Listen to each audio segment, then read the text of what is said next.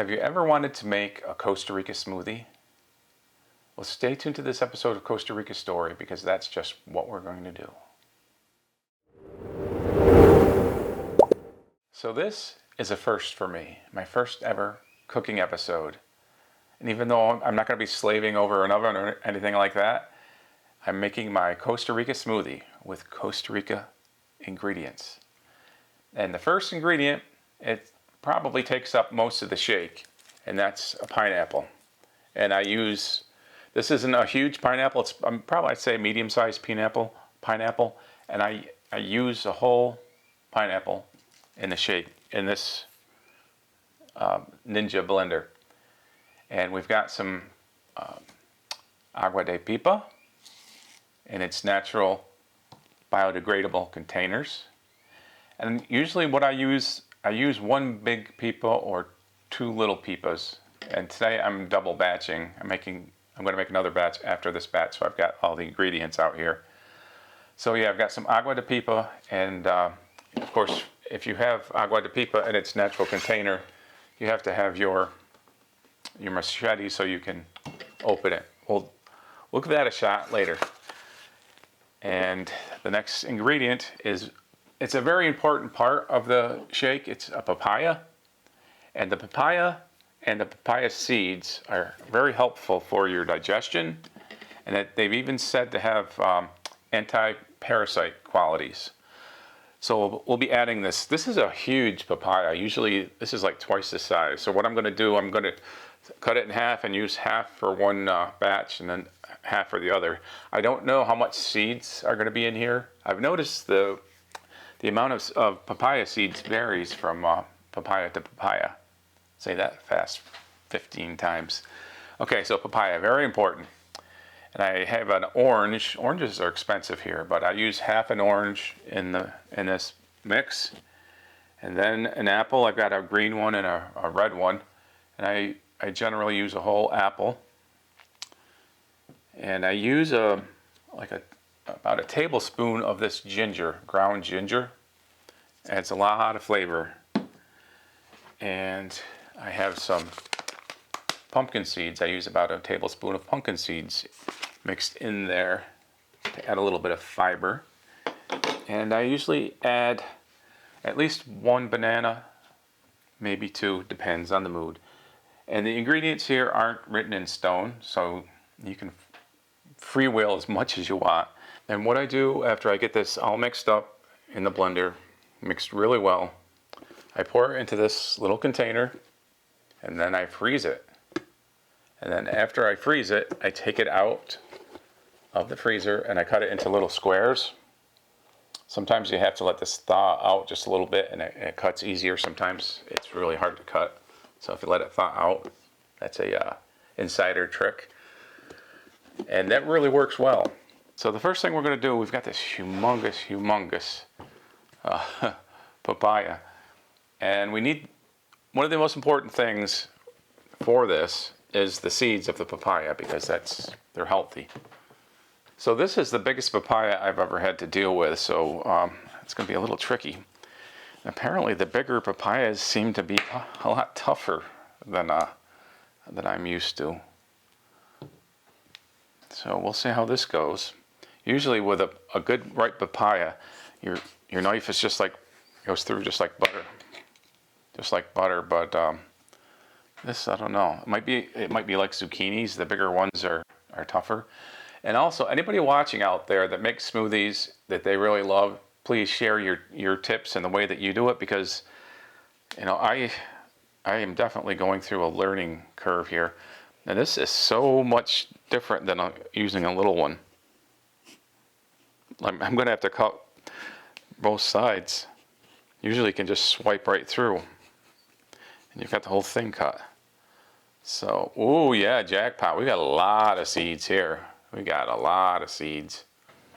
So definitely, if you like seeds, the big ones are a good option because we have a ton of papaya seeds here. And the papaya seeds are that ingredient that is so good for your digestion. So the next thing we're tasked with is to get the seeds out. And what I'm going to do here, First thing I'm going to do is I'm going to get the seeds out of one, and we're going to save them for the next next batch. What I'll do, to makes more sense, I'll take the whole papaya and set this aside. And we'll save that for the next batch. So we're just going to work with the papaya we have. And we don't need that coconut milk at this moment in time. But we do need these delicious seeds. And we shall put those in.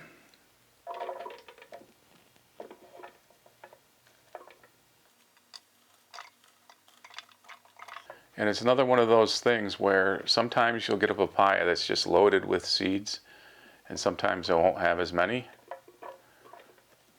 But that's a good thing about this recipe. It doesn't ruin the recipe if you don't have the same number of papaya seeds every time. Okay, so that's pretty good.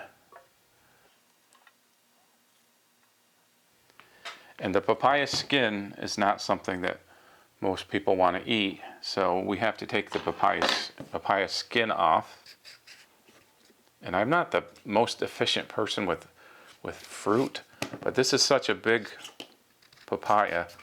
Any wasted papaya isn't wasted. I throw it in the jungle, and the monkeys enjoy it. They were out there the other day in the tree above my car, and one little monkey, he did his little monkey pee-pee, and he almost hit my car. Came really close. I don't know how I got on that topic, but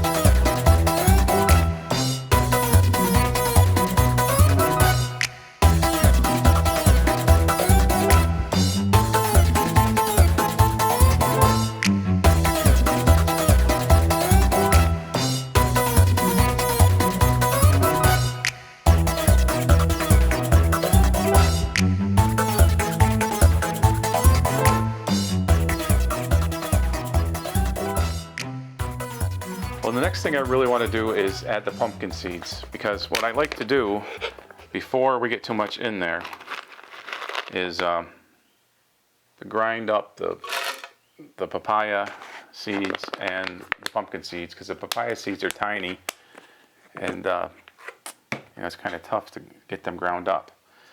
And since I have the spoon out, I might as well load it up with ginger. And the ginger, after a few times you've used it, tends to get a little bit hard to get out, because of the humidity just cakes it up a little bit, so that can be tricky.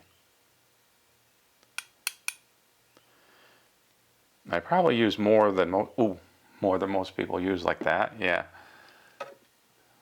So that's how much ginger I put in there, plus what's on this knife here and on the cutting board. I'm a little bit concerned about the papaya if it's going to be if it's not ripe enough. We'll see. Because I love cutting papaya normally because it's just so easy. Cuts like butter. So what we'll do is we're going to mix up the papaya real quick, the papaya seeds. And get this in the right spot.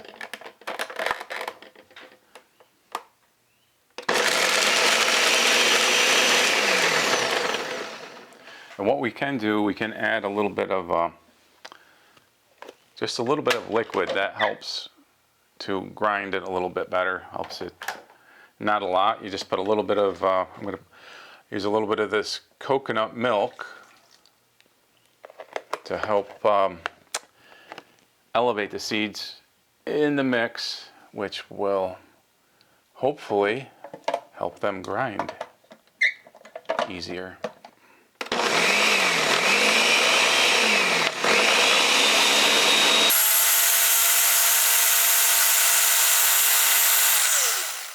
Okay, we've got them started with their journey of being ground up because they're going to go through many cycles of grinding.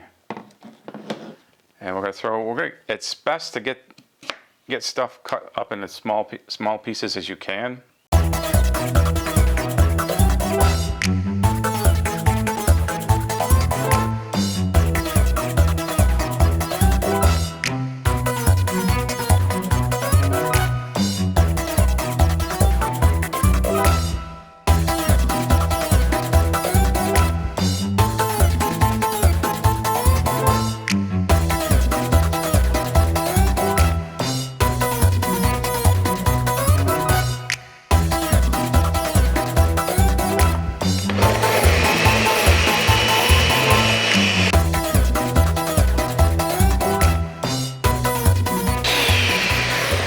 Okay, we've got that mixed up pretty good. The next thing we're going to do is do our pineapple. Now, I know there's 1,001 ways of cutting the pineapple, but I'm just going to do it the old-fashioned way, which I don't even know if it's the right way, but it's the way I've been doing it. And I'm sure it's not the most efficient way. I've seen some pretty crazy ways people open up a pineapple lately, especially like on YouTube. There's ways where people pull the individual cells out. But if you think I'm being wasteful, I am to an extent, but I'm feeding my forest friends.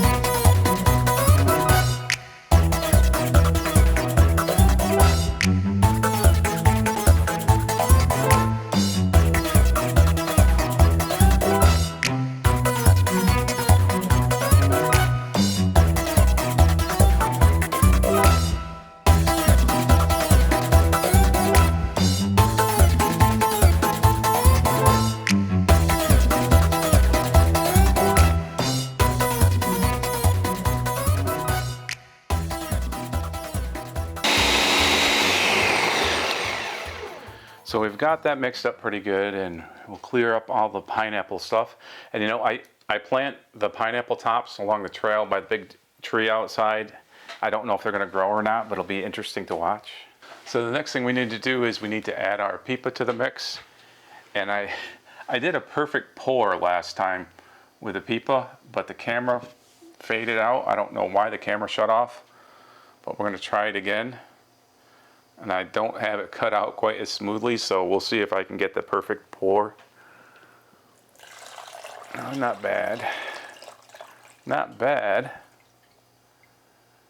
But fresh pipa is the best pipa. And I got this from Copo's Cruise. And it's good pipa. That's the pipa that I drink on my bicycle ride. When I go down to Bahia on the roads down there by the whale tail in Parque Nacional Marino Ballena. All right, that's just about the right level. And you know, I have to confess right now, there's one thing I forgot. I usually put a mango in this, and I didn't buy a mango. So we still have the orange and the apple and banana left to put in here, but we got to mix this up a little bit.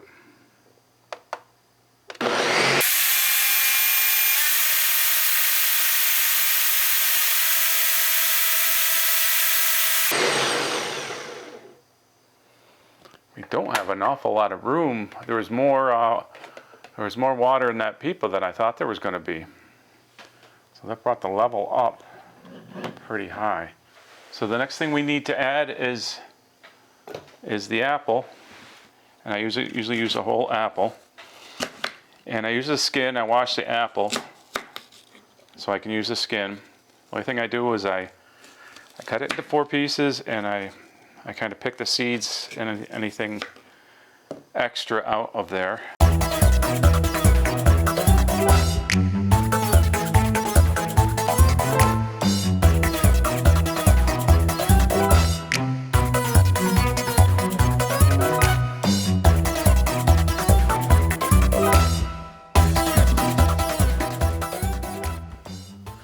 And we need to add a banana, of course. And when you make your individual drink, when you pour this into the big pan and then freeze it, and then it becomes time for you to take your cubes out of the freezer, then you can add more things. So I forgot mango, which used to be mandatory, and it's optional now, I guess. I guess it's become optional because it's not really necessary. There's so much fruit in here that even if I'm missing the mango, it's still going to be good. And get all the skin off the orange. And when I break the orange apart, I always do it over here, even though I just squirted myself in the face with orange juice. So we've got everything we need in there now. The smoothie is complete as far as everything being in there. Now let's see if we can blend it the way it's supposed to be blended, even though we're just a little bit higher in level than we're supposed to be.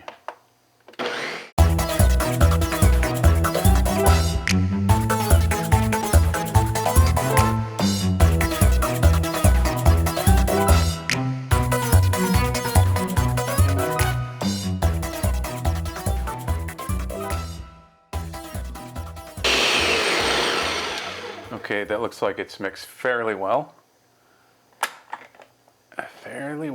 And it's looking pretty good. So now what we have to do, after I handle this messy top, we take this off of here and we put it into a pan, and this will go into the freezer. So we've got most of the big chunks out of there. So when you make your individual glass, you're using the small Ninja mixer, and you can add another banana or the missing mango. I forgot the mango. I can't believe I did that. Mango used to be my favorite fruit when I got here. I still love mango. So the container is full. We put the top on, and the top does not seal 100%, so I have to be careful with it. Let's take this to the freezer. And after the mixture's been in the freezer for a while, we take the container out of the freezer. This is kind of a time travel thing.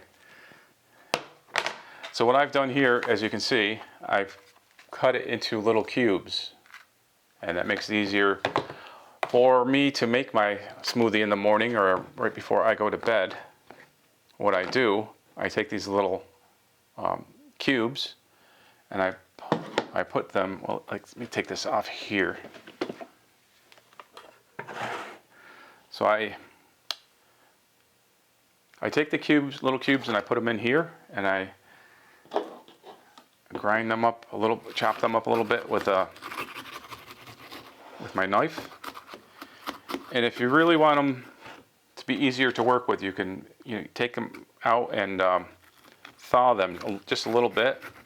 What I do after I have my smoothie in the morning, I load this up with cubes and grind it up a little bit, and then I'm set for my evening smoothie, which I'm making right now. So you've got just enough room. What you can do, one of the things you do, you've got room to add a little bit of coconut milk. I probably shouldn't have put that last cube in, because I'd like to put a little bit more coconut milk in here than I have. But when you grind it down, sometimes you'll have more space. Do I have coconut milk? I sure do. So what I'm going to do is put a little of the coconut milk in here. And sometimes you can use the knife to get the milk down into some of the gaps that might be in there. Because if there's some cubes in the bottom, there's probably some air spaces there, and that will bring the level down, so maybe you can put more coconut milk in there. And just like the big mixer, the little mixer has to be just right for it to mix. Because if this isn't screwed on exactly right, the Ninja will say, nope, I'm not mixing it for you. But let's hope we've got it this time.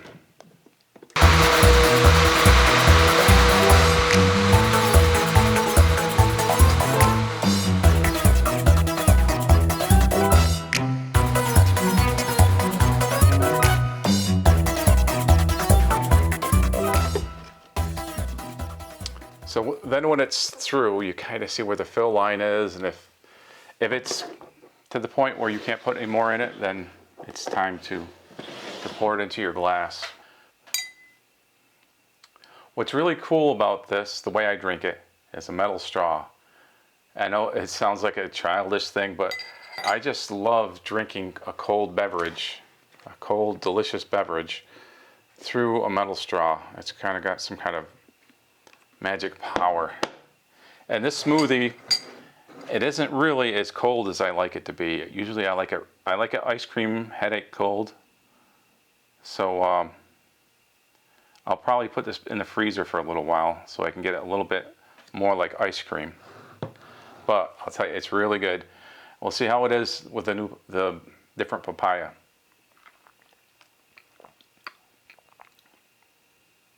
Still delicious.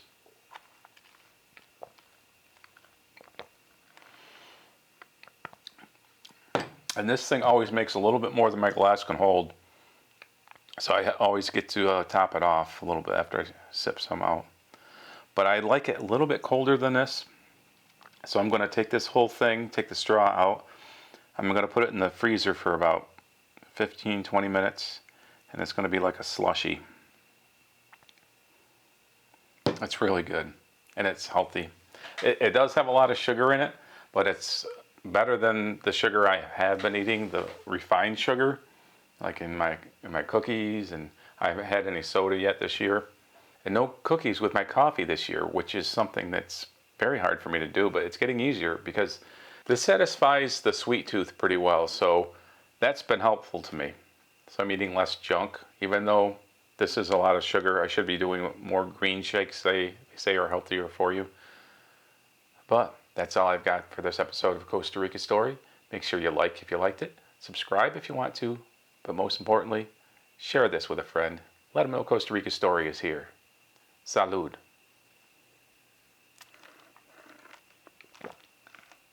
Oh, hasta luego.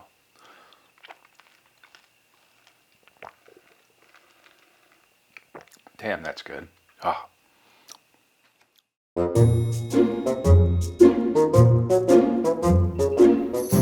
Are you kidding me?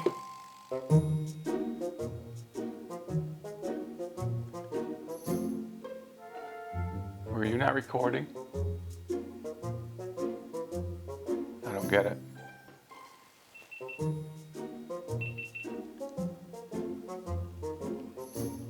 This has to be on exactly right, or the Ninja will not mix it. So you just have to make sure you have everything lined up and nothing's crooked, and that the blade has free room to spin. And what are you doing to me here, buddy?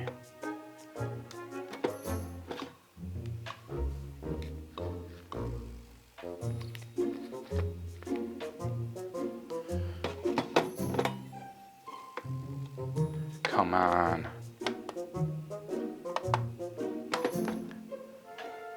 I like it when it gets so cold, you touch the straw and it feels like winter.